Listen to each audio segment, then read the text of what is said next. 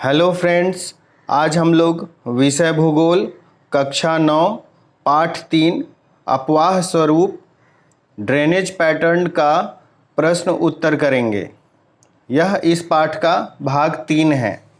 आइए हम लोग सबसे पहले वस्तुनिष्ठ प्रश्न करते हैं। पहला प्रश्न, लक्ष्मी सागर झील किस राज्य में स्थित है?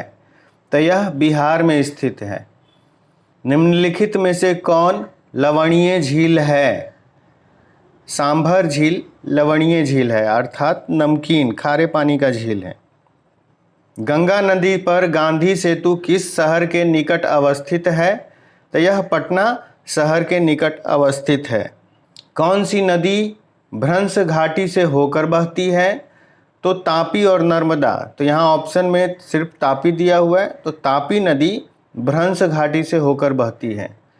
कौन सी नदी प्रायद्वीपीय भारत की सबसे लंबी नदी है? तो यह नदी गोदावरी है। सिंधु जल समझौता कब हुआ था? तो यह 1960 में हुआ था। 19 सितंबर 1960 को सिंधु जल समझौता भारत और पाकिस्तान के बीच हुआ था। सांगपो किस नदी का उपनाम है?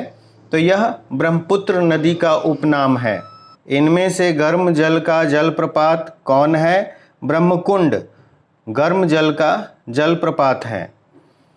कोसी नदी का उद्गम स्थल है गोसाईथान। आइए अब हम लोग लघु उत्तरीय प्रश्न करेंगे। लघु उत्तरीय प्रश्न को ए से डिनोट किया गया है। प्रश्न संख्या 1, जल विभाजक का क्या कार्य है? एक उदाहरण दीजिए।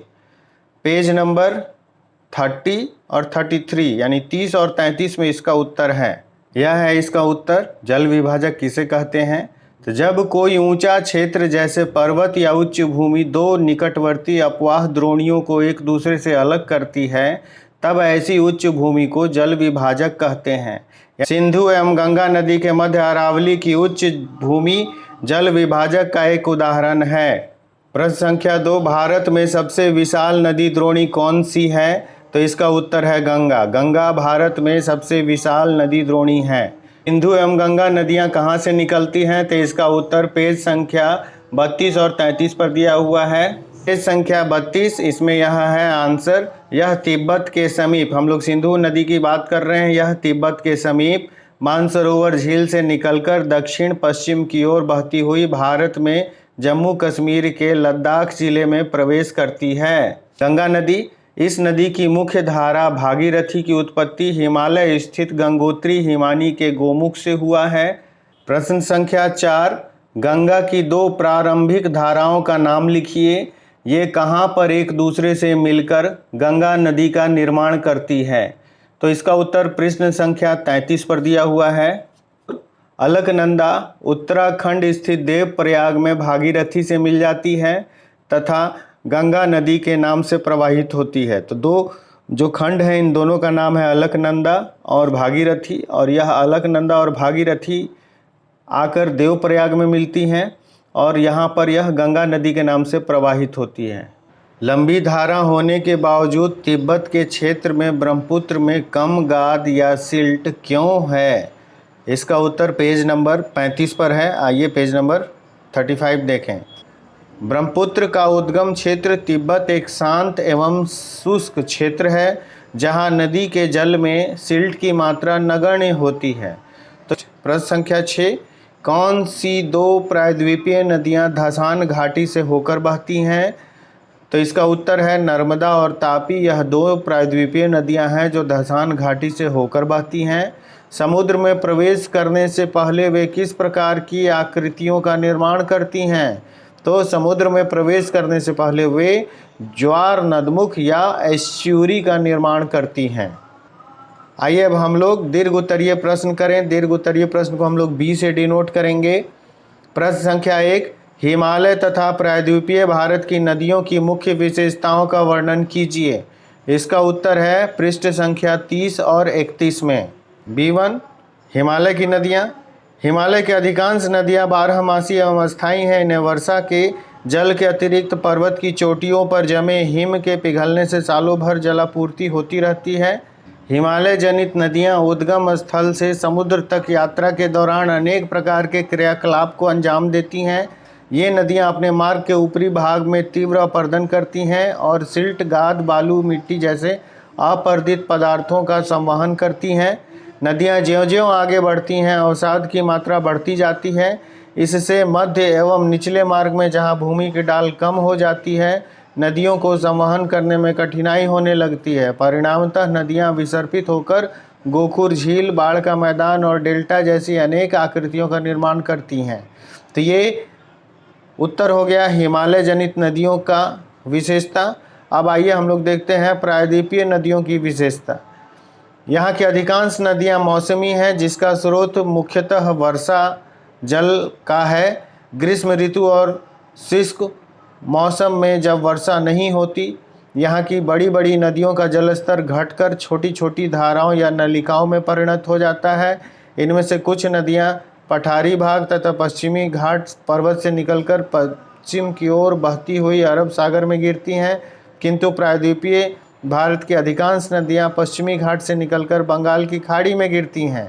ये नदियां छिछली और कम लंबी होती हैं। ये नदियां अनेक जगहों पर जलप्रपात का निर्माण करती हैं। बंगाल की खाड़ी में गिरने वाली नदियों द्वारा डेल्टा और अरब सागर में गिरने वाली नदियों द्वारा ज्वार नदमुख एस्चुरी का निर्माण होता है।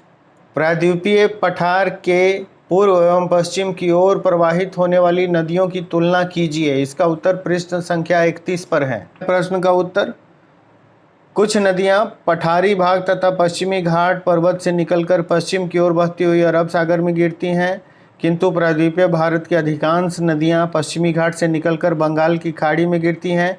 ये नदियां छिछली और कम लंबी होती हैं। नदियां अनेक जगहों पर जलप्रपात का निर्माण करती हैं। बंगाल की खाड़ी में गिरने वाली नदियों द्वारा डेल्टा और अरब सागर में गिरने वाली नदियों द्वारा ज्वार नदमुख एस्चुरी का निर्माण होता है।